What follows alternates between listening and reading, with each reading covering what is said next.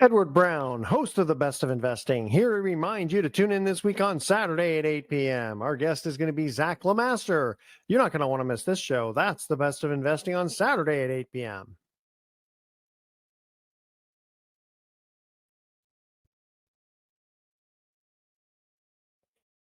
Welcome. You're listening to The Best of Investing. I'm your host, Edward Brown. Our phone number is 888-912-1190. Use that number to answer the trivia questions for a 5-pack tanning certificate given away during this show. And that certificate's not sponsored by the radio station, but by Tan Bella Tanning Salon with 2 locations in San Francisco and 1 in Marin. Now, today's trivia theme, I got 2 basketball questions and a miscellaneous question. All right. And we do have a special guest, Ken G of KRI Partners, who is also a CPA. And Ken doesn't know this, but I have a bachelor's in accounting and a master's in tax, so we talk the same language. I'm going to read a little blurb here. So Ken is the founder and managing partner of KRI Partners and the KRI Group of companies. He has more than 24 years of significant real estate, banking, private equity transaction, and principal investing experience. Throughout his career, he has been involved in transactions valued at more than $2 billion. That's with a B, much of which has included the acquisition, management, and financing of various multifamily real estate projects. Before forming KRI Partners, Ken was a tax manager with Deloitte & Touche, which I come from the old days. It was Touche Ross. That's right. And then it was Deloitte Haskins Sells. And before that, it was Haskins and Sells. Okay. Some of his major clients include the Riverside Company and some other big ones and some banks. Let's put it that way. All right. Ken, welcome to The Best of Investing. Thanks for having me. I'm glad to be here. Thrilled. All right. So you got obviously a wealth of experience. Now, did you start off I assume you started off as a CPA and then moved into the investment field? That is. Actually, I was a commercial lender for 5 years before that even. So commercial lender, then a CPA, and then real estate. Interesting. Okay, that's a little different because I didn't go the CPA route because back when I was in school, they wouldn't let CPAs do like anything other than be a CPA. So right. Well, remember, I did them in series. So I spent 5 years as a lender. Yeah. And then I went to school at night, got my master's degree so that I could be an accountant. Then I spent 7 years at Deloitte as a CPA. Gotcha. Yeah. And again, in my day, they wouldn't let, like I went from doing, working accounting and stuff like that, doing tax returns. They wouldn't let that profession though get involved with investment counseling and selling insurance and that sort of thing. And so I said, well, gosh, which one do I want to do? I go, I think I can make more money doing investment counseling and insurance. There you go. So let's get into this here. Let's see, we got a few minutes before we have to take a break. So the 3 things a real estate investment firm must have before you give them your money. Yeah. So I'm going to expand that even to a 4th. The first thing they need to have is experience.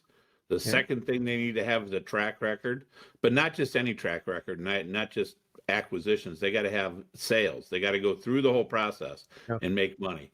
Then you want them to be transparent, extremely important, right? So that you know what you're getting into. And the last thing is you want to make sure that they put you first if you're the investor.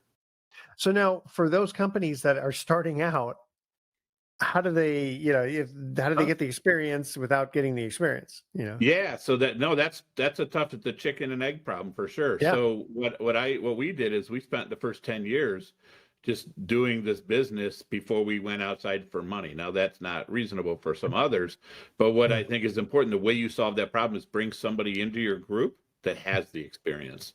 Yeah, that's a very good idea. Sure. Yeah, because you're dealing with somebody else's money. It's only fair that you really know what you're doing. Yeah.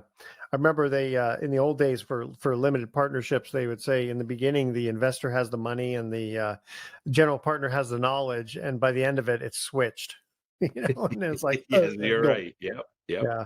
No, so I really appreciate the transparency and the experience. And then how do you actually vet that though? I mean, that's a good question. So the experience, the track record, if you go to our website, our entire track record is on our website. Every deal we bought and sold, and we had it vetted by Veravest, a company that's what they did. I'm sure. Yeah. Yeah. So they did that. So now I had somebody look under the hood. Like that's real transparency. Yeah. Right. It's hard to miss that. And then just how often they report. what kind of reports you get, what happens if you actually call them, will they answer the phone? What Yeah. kind of answers do you get? Do you get to talk to somebody that matters? Those kind of things. And it's hard to vet some of that stuff, I grant you. That's Sure. why you just talk to as many people as you can that maybe has had experience with them. And when they say they go, no, we don't have an office. We run it out of a station wagon. We go around the country. Yeah. Okay, we're going to go to our first commercial break here, and again, we're going to ask two. Let's see here. We're going to ask the non-basketball question first. I thought Okay. this one was kind of interesting. After the Bible, what is the second most read book? This I assume this is like on over Yeah, couple I don't know. thousand I'm gonna years, take don't say anything yet. Don't say anything yet. We're going to cut to our break. We're going to let you think about that because we don't want to tip off the audience yet. Call 888-912-1190. The first caller with the correct answer is going to win that tanning certificate, which, by the way, is worth over $100. Our trivia question again is, after the Bible, what is the second most read book? Stay with us. You're listening to The Best of Investing. Don't touch that dial. We're going to be right back.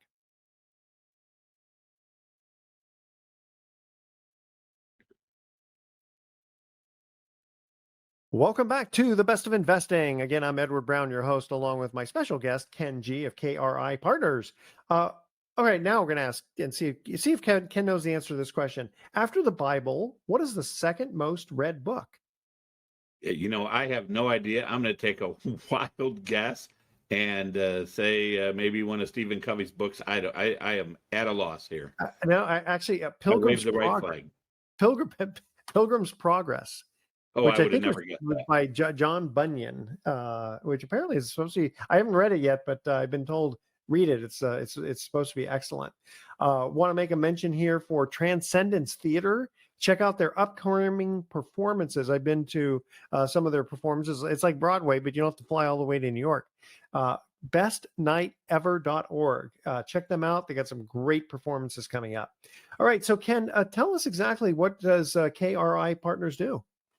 Yeah, that's a great question. So, at its very basic piece, we really help people create wealth through real estate. So now it depends on how you want to go about doing that. If you want to let somebody else do all the work and be a passive investor, then we can help you with that. We have all sorts of real estate funds. We've been doing this for a really, really long time. If instead you're that entrepreneurial person and you want to be the one to do what we do, then we have an entire investor education platform that really starts off in the very beginning and very methodically, just like you would expect a CPA to do, marches you through the whole entire process about how to prepare yourself, how to present yourself, how to learn, how to learn every stage of that acquisition process so that you can do your own deals. Okay. Good. Yeah, it's funny. I used to do a fair amount in real estate, and I've actually turned into a lender. I like being a lender. And I've said this before on our show. Our listeners will know this, but you probably haven't heard this from us. We had a guest on, I guess a few months ago, and he was like us, a lender. He said, why do you like being a lender? And he says, because I own nothing, but I control everything. I thought, wow. That's true. Very insightful. It is true. Yeah, you're right. And if something goes wrong, guess what? You get to have the property at theoretically less than 100 cents on the dollar. So that's kind of a neat way of doing it. I never thought about lending that way. That's interesting. I like that. Yeah. I like that a lot. I mean, it's amazing because again, you don't really control the property per se, and you really can't control the borrower. But if you're getting a decent enough interest rate, then okay, I'd rather give up the growth for safety or conservativeness, I should say, because nothing's safe. But right. But sure, yeah, you give up the growth in there. But yeah, so what kind of deals do you generally like to look at? Multifamily, some sort of value add, usually A/B class assets. And it has some sort of upside to them, right? In our business, we have to move rents. We have to grow income. That's just how we make money in real estate. And we like to stick to good neighborhoods and growing markets. So it's all multifamily. That's all we do because I can't find a better risk return profile than multifamily in real estate. Okay, so just pretty much apartments is what you're That's it. Yeah. Okay, just apartments. You don't look at industrial buildings or self-storage or Nope. any of that stuff. Very focused on multi. Okay. As you Now, would imagine, a lender, CPA, is a pretty conservative guy, right? generally speaking, yes. Think about this for a minute. I can't figure out how to make it so no one needs a place to live. You know what? That is the main thing. When I've in on the lending side, I try to stay away from commercial, and Mhm. I said, you know what? Everybody needs a place to live. They And do. no matter how bad the economy is, my wife will not let us live in a tent. She will, we may have to downsize, And I also kind of throw this in here, not to get political, but no matter what side of the aisle you're on with regard to what's going on with the immigration of, I don't know, Mhm. 15 million people come across the border, they're all going to stay somewhere. Right Mhm. now, a lot of them are staying at the Rockefeller in New York, but eventually it'll trickle down, and Right. then what do they say? Rising tide lifts all boats. It Um, does. Yeah. what geographic area do you like to We stay like, in? yeah, we like the Southeast. We're heavy in Florida. Okay. Right. What I care about most is a demand exceeds supply market. We need a growth Yeah. market. That's the secret. It's because it's an economic equation, is all this really is, right? Well, the Southeast, We now I can get political. The Southeast has, generally speaking, positive politics when it comes to real estate. Mhm. For a lot of people moving out of other states going into, Right. Florida, Yeah. Texas, Georgia. Yeah, Yeah, no, it's a I definitely. mean, it's a business friendly climate, and Yeah, yeah, you're right about that. Yeah. I know. I get kind of embarrassed when I say I'm from California. I'm sorry. You know? Yeah, yeah, I mean, it's still a beautiful layer. Beautiful. I love Yeah. California from the standpoint of it's beautiful. Mhm. Generally, the weather is pretty, pretty good. But politics, I would suggest we have a change of the political spectrum. Tell you what, we got to cut to our next commercial break here. Now we're going to get into our basketball questions because, of course, basketball season is coming Right. to the play. We're in the playoffs right now, but unfortunately, these questions are kind of hard. So, uh, Oh boy. who was the first player to be drafted directly from high school to the NBA? Which player? All right. If you don't know the answer, I'll give you a hint right after the break. All right. Call 888-912-1190 to answer this question.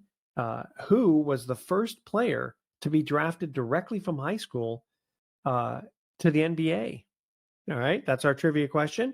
Call 888-912-1190. First caller with the correct answer wins that tanning certificate. Stay with us. You're listening to The Best of Investing with Edward Brown and my special guest, Ken G. Don't touch that dial. We are going to be right back.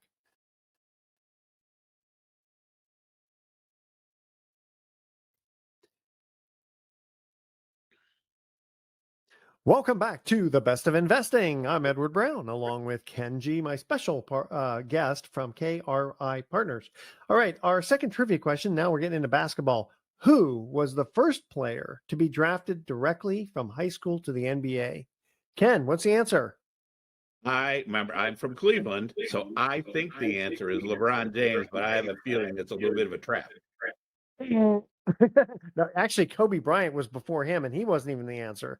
Okay, here now. I'll give you a little hint. 1975 is Oh when that boy. happened. So LeBron wasn't even born then.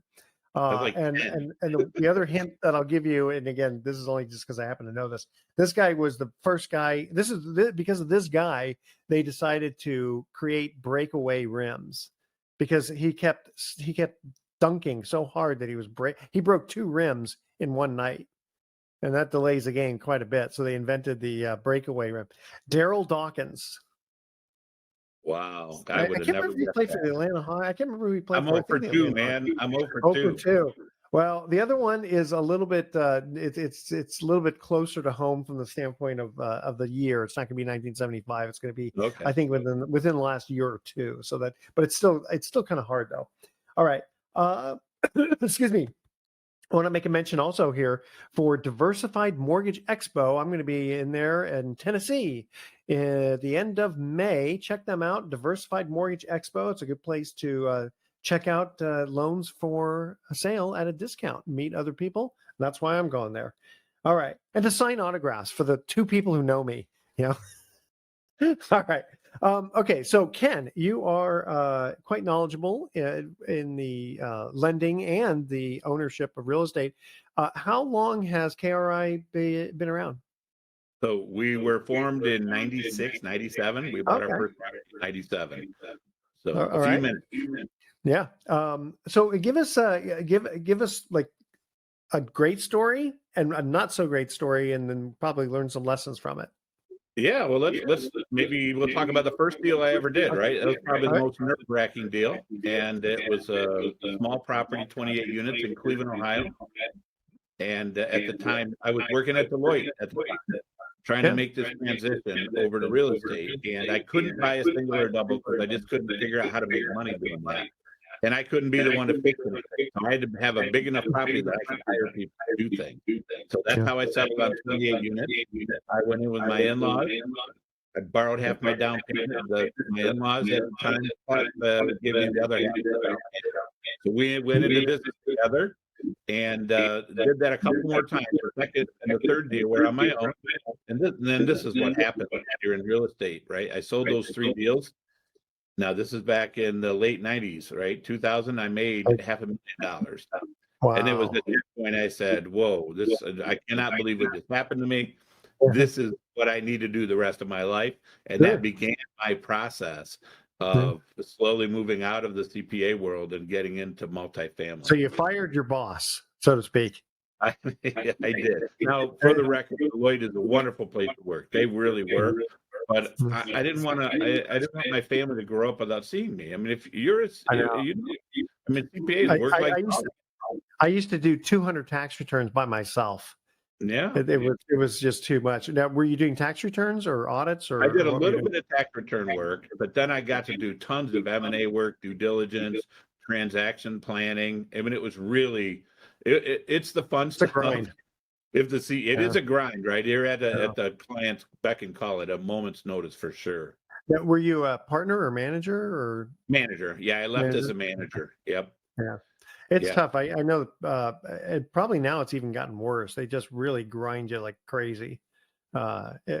it's so funny because I remember coming out of college back in 81, and it was a tough recession, and so you were lucky to get a job. But being in the accounting field, it was a little bit easier.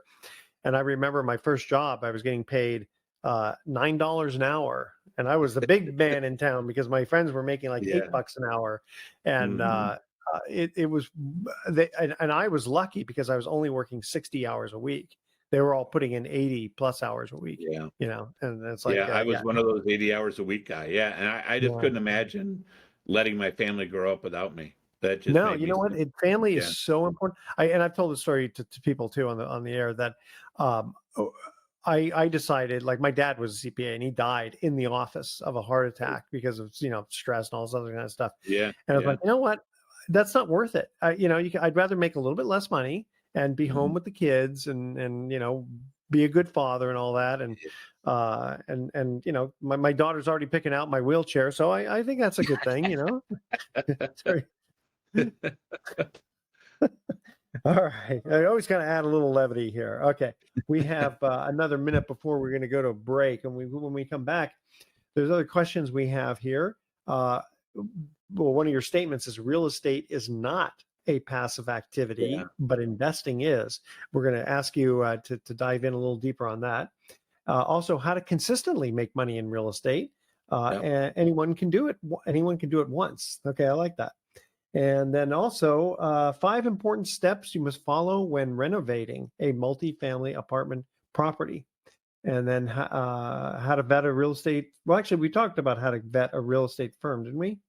We did. Yeah. Yeah. We Yep. did. Okay. All Yeah. right. Here is our trivia question number 3. I'm talking NBA. Who Okay. is the youngest player to ever score 70 points in a single NBA game? Who is the youngest player to ever score 70 points in a single game? Call 888-912-1190. The first caller with the correct answer wins that tanning certificate. Again, it's worth over $100. Call 888-912-1190 to answer this question. Who is the youngest player to ever score 70 points in a single NBA game? And the audience, don't touch that dial, because the best of investing is going to be right back.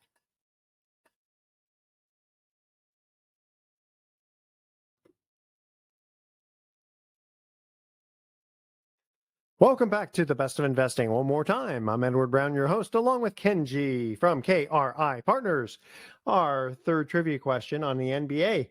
Who is the youngest player to ever score 70 points in a single NBA game? Ken, what do you think? It's probably wrong, but I'm going to try Kobe Bryant because I think he probably actually it happened, I think, either this year or last year. Devin Booker from the Suns. Yeah. See, almost for free. I have struck out. Yeah, that's okay. No big deal. You don't get paid for answering trivia questions. You get paid for real estate. I hope not. All right, so let's get into this here. Is real estate is not a passive activity, but investing is. What do you mean by that? Yeah, so so many people think they're going to go out and buy a single or a double, and the income they get from that property, I don't know, they classify it as income. But the reality of it is, if you're buying a single or a double, you're probably doing a lot of this work yourself. And so that's not passive, right? And so I want people to recognize that, because you end up, how many times do you hear, we bought a duplex and I'm over on the weekend turning the unit and my wife wants to kill me because I haven't been home all week and then I'm working all weekend. So just, yeah, right. And so I want people to keep that in mind. So when you really think about passive investment, you're giving your money to somebody else and they do all the work. Literally, you write the check. That's what passive investing is, right? That's what our investors do. Yeah. And you can earn probably more money doing it with a professional. Well, the most important thing, and I can speak for this for previously owning real estate, is management is so vital, so important. Yeah. And something I talked about last week, and I've written some articles on this before. What I think is kind of interesting is, now you're in Cleveland, which is generally speaking, I know, I'm sure it's got some very nice areas. It used to get a bad rap, but it's grown quite a bit. And, but generally speaking, I'm here in California.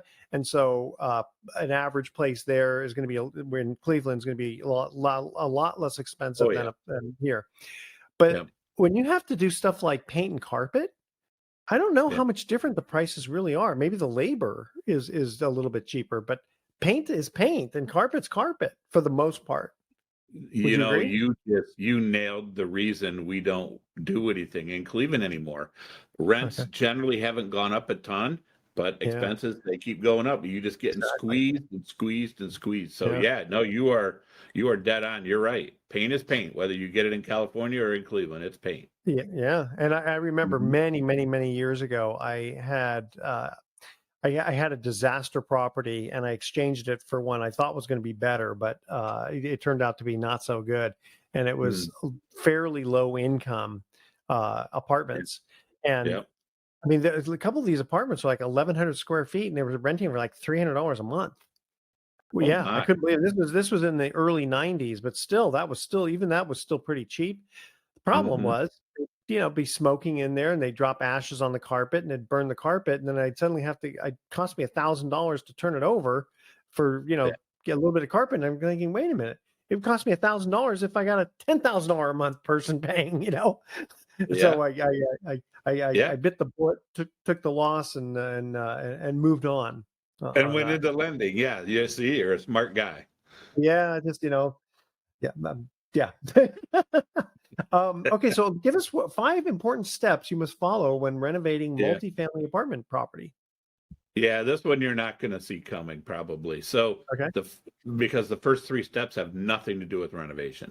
So the first thing I want people to do is make sure they do a really good market study and a rent survey, because the way you make money in real estate is understanding, when I make this place a whole lot nicer, how much should I be charging for rent? And it's going to be based on the comps at that next level, because that then defines what you're able to do.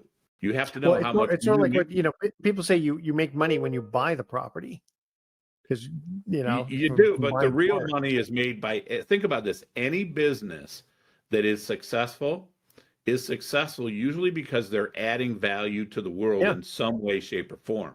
And so Sure. that's what we're doing with real estate is we're taking that property that's whatever level it is, and we're going to do things to it, right? We're going to make it nicer, Yeah. and that means it's going to be up here, but that means it's going to command a better rent, a better price, and probably a better quality resident.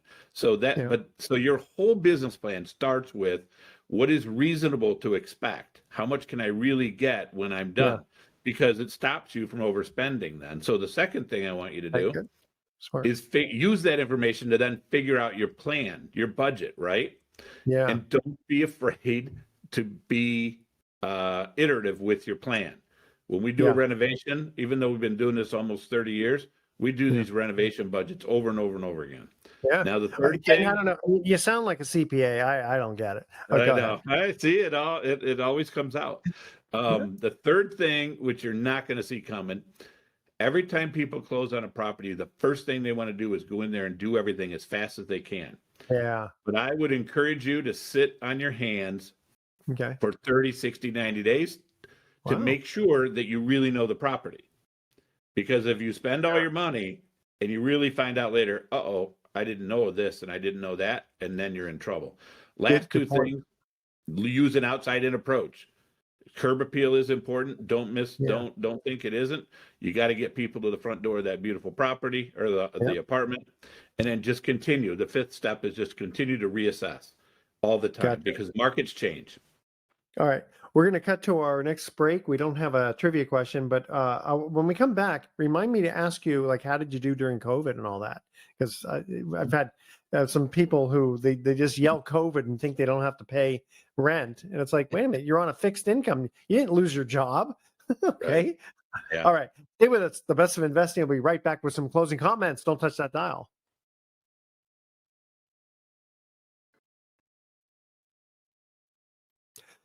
Welcome back to the Best of Investing. Last time for today, I'm Edward Brown, your host, along with Ken G. So Ken, you're you sound like at least quite an expert in multifamily. You've been doing it for a long time. How did you do during all that COVID stuff that was going on? Yeah, that's a great question. So everything we owned did really well and did fine. We did some third-party management, and a couple of those properties struggled. Here's the difference: the higher-end properties where people they didn't lose their job, they just needed to work.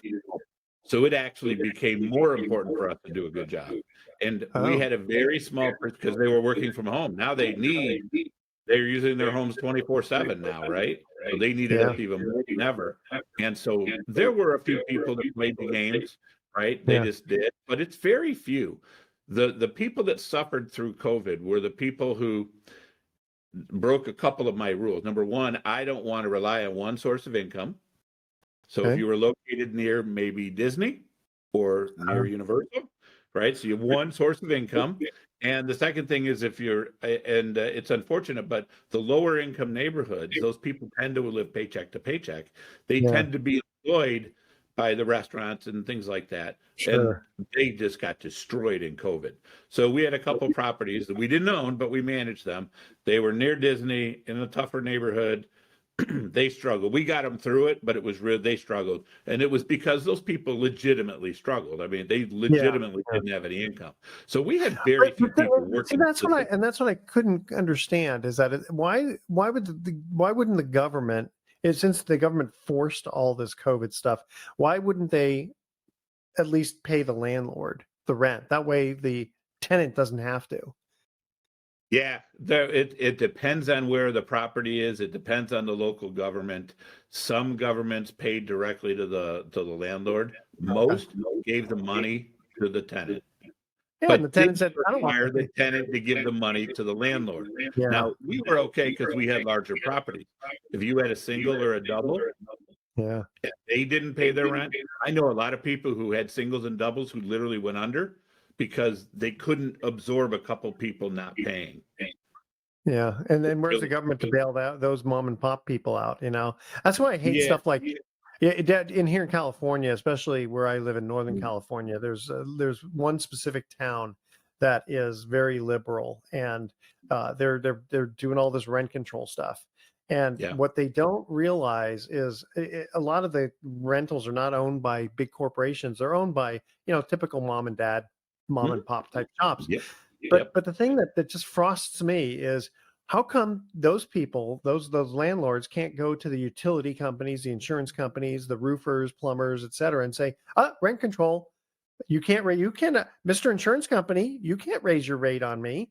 Oh, utilities? No. You have to keep the utilities the same. They don't get that privilege. It's the You're bad right about landlord. Yeah. Yeah, Right? that's tough. That's why I don't do business in California, because if you know. can't have someone pay the bill for the service you Yeah. provide, that's a challenge. Well, You can't. so I manage the Pacific Southwest Note Fund, and we buy discounted mortgage notes around the country, and we don't buy California. One, it's Mm. hard to find, but two, we have some out of state clients, and they like the fact they don't have to pay California taxes. So, of course, California is always trying to grab their little tentacles in there. All right, we don't have time to go with too much. So, Ken, I want you to stay on because we've got our famous thoughts for the day. People love to hear our thoughts for the day. All right. Okay. Did I tell you that I won my high school wrestling championship? Turns out my opponent's last name was Heimlich, and he only had one maneuver. And I like that one. And I saw a sign that said "Watch for Children." I thought that sounds like a pretty fair trade, right? Don't let my kids hear that. They won't like that. 3, and you're hitting 2-0 already. Yeah, you like those? Okay, those are good. We call those dad jokes as we do it. They are. All right, audience, tune in next week to The Best of Investing. We're going to be giving away more free prizes for answering trivia questions. Thanks for listening. On behalf of our team, I'm Edward Brown, wishing you the best of investing. So long.